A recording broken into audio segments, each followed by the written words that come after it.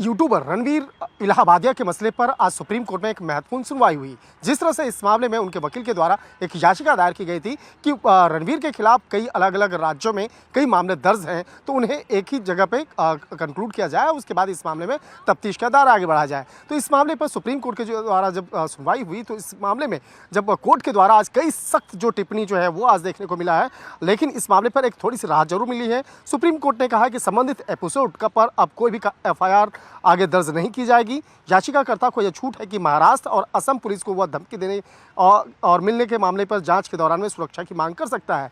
राजस्थान के जयपुर में भी जो एफआईआर दर्ज है उस पर भी समान आदेश होगा। और इसके साथ ही जिस तरह से इस मामले पर यह भी कहा गया है कि वो बिना इजाज़त देश छोड़कर नहीं जा सकता है, उन्हें पासपोर्ट जो है वो जब कोर्ट के सामने सरेंडर करना होगा। और इस मामले पर जिस तरह से आज सुप्रीम कोर्ट में सुनवाई हुई, कोर्ट ने आज कई सख्त टिप्पणी की है। जिस तरह से इसमें कहा गया है कि जिस तरह से रणवीर इलाहाबादिया और उसके साथ साथ कई अन्य उसके जो साथियों के द्वारा जिस तरह से कंटेंट सोशल मीडिया में परोसा गया, वो कहीं से भी उसे उचित नहीं ठहराया जा सकता है। इससे माँ, पिता, भाई, बहन इत्यादि जो घर के परिवार के सदस्य हैं, कहीं न कहीं वो आहत होते हैं। और इस तरह के जो कानून का जो यहाँ पे अवहेलना किया गया है, जिस तरह से कहा जा सकता है कि सोशल मीडिया पर जिस तरह से कंटेंट परोसा जा रहा है, तो इसे कहीं से भी उचित नहीं ठहराया जा सकता है। लिहाजा इन तमाम मामलों की गंभीरता को देखते हुए हालांकि जिस तरह से कोर्ट ने आज कई सख्त टिप्पणी की है, हालांकि थोड़ी सी राहत देते हुए उनके रणवीर इलाहाबादिया की गिरफ्तारी पर फिलहाल रोक लगा दिया गया है। और इस मामले पर कुछ राज्यों को भी बाकायदा समन्स भेजा गया है, जिसमें कि उसे पूछा गया है कि जहाँ जहाँ रणवीर के खिलाफ जो मामले रजिस्टर्ड हुए हैं, तो उससे बाकायदा इस मामले पर उनका जवाब भी मांगा गया है। निश्चित तौर पर देखना लाजमी होगा, तो जब इस मामले पर आगे की सुनवाई होगी तो किस तरह से कोर्ट इस मामले पर सुनवाई करती है। निश्चित तौर पर कह सकते हैं आज रणवीर इलाहाबादिया को कोर्ट से थोड़ी राहत जरूर मिली है, लेकिन जिस तरह से कोर्ट के द्वारा एक सख्त टिप्पणी की गई है, निश्चित तौर पर कह सकते हैं आने वाले दिनों में इस मामले पर जो सुनवाई होगी वो बेहद महत्वपूर्ण होगी।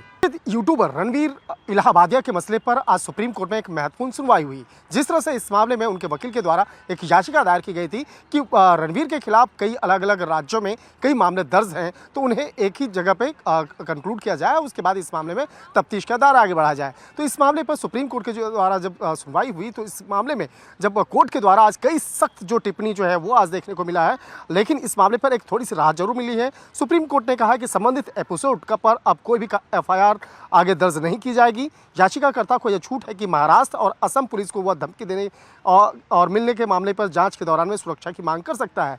राजस्थान के जयपुर में भी जो एफआईआर दर्ज है उस पर भी समान आदेश होगा। और इसके साथ ही जिस तरह से इस मामले पर यह भी कहा गया है कि वो बिना इजाज़त देश छोड़कर नहीं जा सकता है, उन्हें पासपोर्ट जो है वो जब कोर्ट के सामने सरेंडर करना होगा।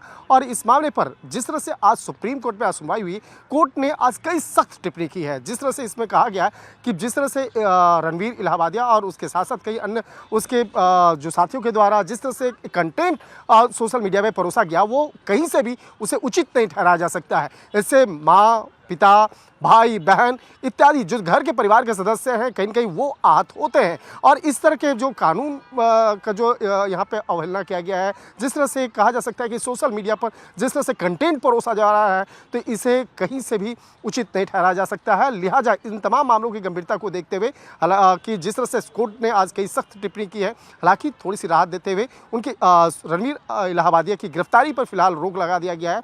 और इस मामले पर कुछ राज्यों को भी बाकायदा समन्स भेजा गया है, जिसमें कि उसे पूछा गया है कि जहाँ जहाँ रणवीर के खिलाफ जो मामले रजिस्टर्ड हुए हैं, तो उससे बाकायदा इस मामले पर उनका जवाब भी मांगा गया है। निश्चित तौर पर देखना लाजमी होगा, तो जब इस मामले पर आगे की सुनवाई होगी तो किस तरह से कोर्ट इस मामले पर सुनवाई करती है। निश्चित तौर पर कह सकते हैं आज रणवीर इलाहाबादिया को कोर्ट से थोड़ी राहत जरूर मिली है, लेकिन जिस तरह से कोर्ट के द्वारा एक सख्त टिप्पणी की गई है, निश्चित तौर पर कह सकते हैं आने वाले दिनों में इस मामले पर जो सुनवाई होगी वो बेहद महत्वपूर्ण होगी।